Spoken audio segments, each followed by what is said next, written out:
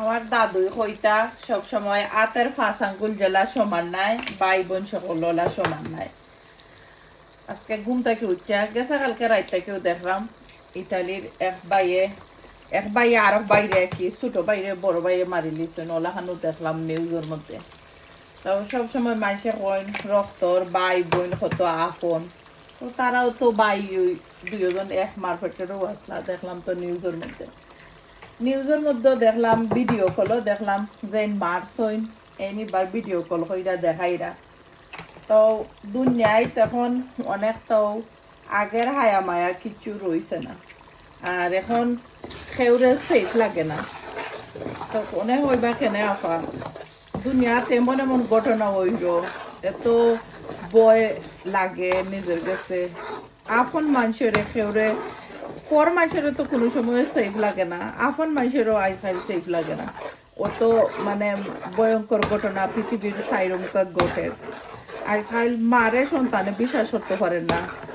ও তো মনে হয় খুবই পৃথিবী কইব এক ঘটনা, 3 পুরুষ তার মায় মানে তো বাদ খাম এটা মুখে দেয় না। আমার এটা ঘটনা লাগে কেউ কইতাম চাই না, নিজের স্বামী সন্তান রাইকিয়া অন্য মানুষের লাগে মানুষ কিলা পাগল হয়, এটা তো আমার বুঝার ভিতরে পড়ে না। পৃথিবীর সবটাকে মায়া রইল নিজের সন্তান, এর তাকে মায়ার আর কেউ ওইতুই পারে না। তো এখন সময় আছে আমার নিজের বিবেকে দেয় না এটা মা হলতের কথা তুললে ধরতাম আর কি। এরাও যে মা কিছু কইবার নাই, এরারে মা খাওয়া যায়নি। 3 পুরুষ তার মা 4 পুরুষ তার মা নিজের বাচ্চাইতে তুইয়া তারা যায় কি কিলা পারে। যেগুলা একজন মেয়ে মা ওই তাকে এই পৃথিবীতে আর মা হওয়ার পরে নিজের সন্তানের তাকে মায়ার আর কিছু হইতেই পারে না।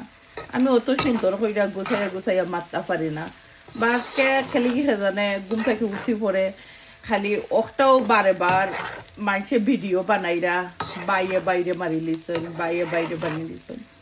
তো আমার দাদুই সবসময় কইতা বলে হাতের 5 আঙ্গুল সমান নাই, সব ভাই আইনো সমান নাই। অনেকে আমি জানি নেগেটিভ কমেন্ট করবা, আমার ভাই হলা নাই তোমার ভাই হলা, বা আমি সেওর ভাই সম্পর্কে কইতাম চাইরাম না।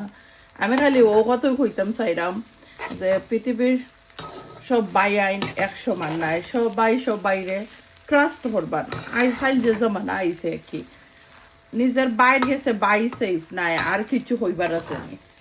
এনিওয়াইজ আজকে আমি বাদ বিরান করলাম, যত বাদ দেখতেও পারছেন লেফট রয়ে গেছিল কি পুরো টাইমতে তো ভাত খাইতে চায় না, আর ভাত রান দিলেই বেসাইয়া পরে গাজর দিয়া এন্ডা উন্ডা দিয়া গরো যেটা আছে কি ওটা দিয়া সুন্দর কইরা একটা ভাত বিরান করলাম।